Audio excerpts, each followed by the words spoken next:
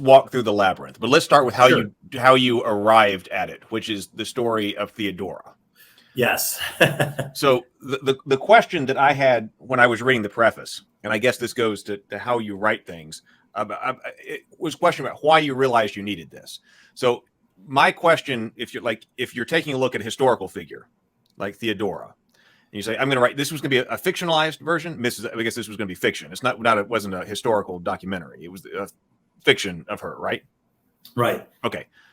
That if I were taking a historical figure, I wouldn't have thought that their life necessarily needed to map onto any story structure. Okay. Right. So, okay. But here's the rub. Okay. You, as writers, I'll be honest, we hate structure. Structure sounds a lot like math, and like we don't like. As a writer, you're going to have to deal with it. You're going to have to learn grammar. You're going to have to learn structure. So, at some point, you have to deal with the fact that Theodora, as a historical figure, has definitive biographical details. So you're going to want to follow those. But those biographical details don't always fit into a nice, compact story. Ask a memoirist. Right. Memoirists will tell you all the time how frustrating and difficult it is to pick out what about their life is going to be their story, what to leave in, what to leave out. So at some point, you're going to run into, how am I going to structure the story? And I had spent 20 years studying the hero's journey. And I've listened to you and Brianna talk, and I'm like, God, it sounds just like me. I have Excel spreadsheets.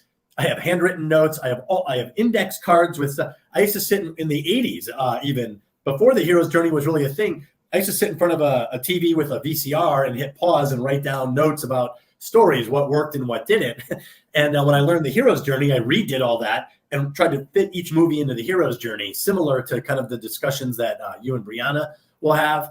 How does this work? How does this fit? So by the time I was writing Faraway Bird, which is the name of the book, I blindly assumed the hero's journey was going to be the foundation upon which the story's structure was going to work.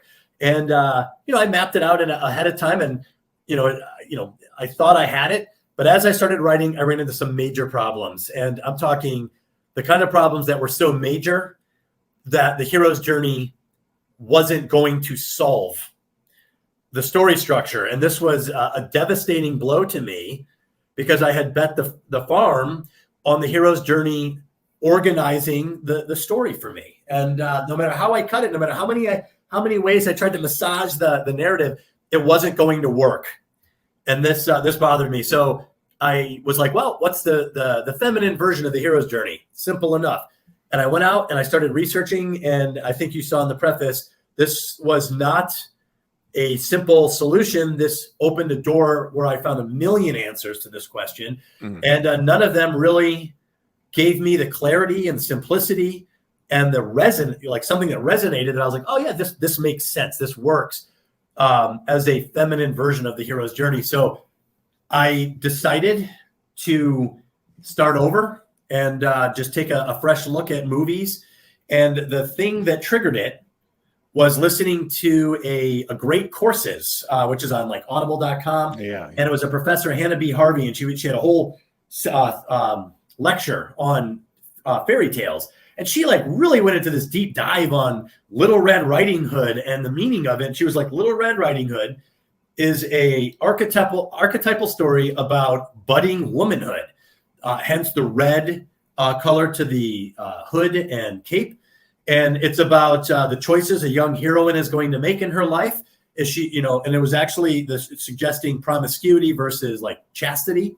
And she confronts a masculine beast in disguise in the bed in her grandmother's house, a place that's supposed to be safe. And the beast attempts to eat her. And depending on the story, she either escapes or she doesn't. And while I was listening to this, I was like, that's not in the hero's journey at all. Like that framework, those archetypal things, and they're clearly archetypal. I was like, that little pattern isn't in the hero's journey. It's definitely not about budding womanhood or the choices a heroine's going to make or a beast in disguise. Those are all very, very different tropes. And that's when I was like, what if instead of a modification of the hero's journey, there's a heroine story that's completely standalone and has nothing to do with the hero's journey at all? And I decided to try to take a look from that angle. That's kind of where I went from trying to write a story to struggling with the hero's journey, to trying to figure out what the heroine's journey was, not liking what I found, and then being confronted with this idea of an archetypal pattern with an arc that is not part of the hero's journey, but it's clearly archetypal and clearly transcendent of just this one fable. Bella Swan from Twilight is a retelling to some extent of Little Red Riding Hood, Buffy the Vampire Slayer, Dorothy Gale and the Wizard of Oz. So clearly this can be reused like the hero's journey. So that was the moment I decided that there's a standalone potential that might be waiting out there to be identified.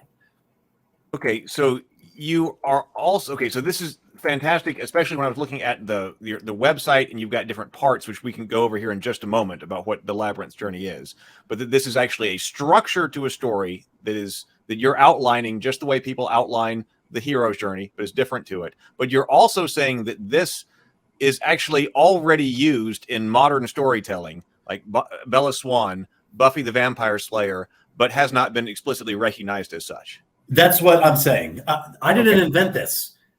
I think I found it already there. And the more I looked, the more I found it, more excited I got that this might be something that would help me structure my story. And as I explored it and as I developed these themes, it did help me solve my story massively. It solved a lot of parts of my story. And now I get excited if I'm going to watch a story and there's a heroine lead. I'm like, okay, let's see if this follows it. And I can't tell you how many times I'm like, there it is again. There's the poisoned apple. There's the broken truce. These are all these themes that I thought that I found that recurred in these other stories. Here it is in Women Talking, a movie that just came out. Here it is in Maleficent. Modern stories. So these are recurrent patterns and recurrent themes, like the hero's journey, that when set into a progression, it follows a natural structure and a natural arc based on the conflict that the heroine encounters from her trajectory, just like the hero. So that's what the Heroine's Labyrinth is. It's a completely standalone, monomythic, meaning recurrent throughout several stories, throughout several cultures.